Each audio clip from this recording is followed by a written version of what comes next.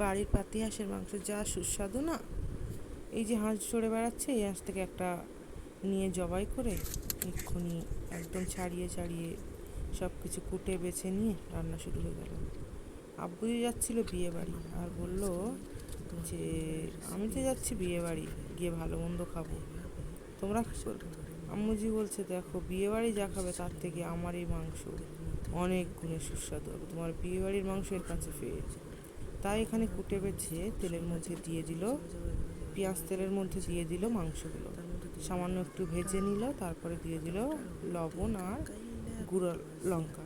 গুঁড়ো লঙ্কার লবণ দিয়ে অনেক সময় ভেজে নিল, একদম একটা পানি যে বার হয় মাংস থেকে ওটাও বেরিয়ে গেল, কিছুটা খানি শুকিয়ে গেল। তারপরে দিয়ে দিল হলুদ আর আদা রসুনের পেস্ট আর গোলমরিচ আর জিরা বাটা আর সামান্য এক দুইটা এলাচ দিয়ে এত সুন্দর করে কষিয়ে নিল।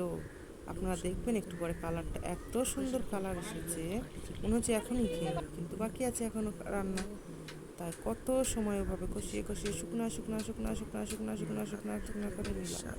আর বলা হয়নি এর মধ্যে 2-3টা আলুও দেওয়া হয়েছিল। তারপর ট্রান্সফার করে নিলাম প্রেশার কুকারের মধ্যে, কারণ সিটি দেওয়া লাগবে, হাঁসের গোস্ত তো একটু শক্ত, তাই একটু নরম নরম তুলতুলে হওয়া লাগবে।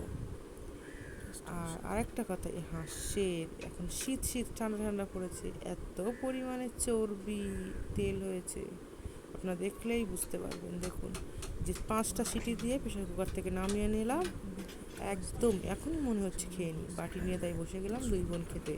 আহা হা, যে সুন্দর। ভিডিওটি যদি ভালো লাগে থাকে প্লিজ সাবস্ক্রাইব করবেন, লাইক করবেন, পাশে থাকবেন।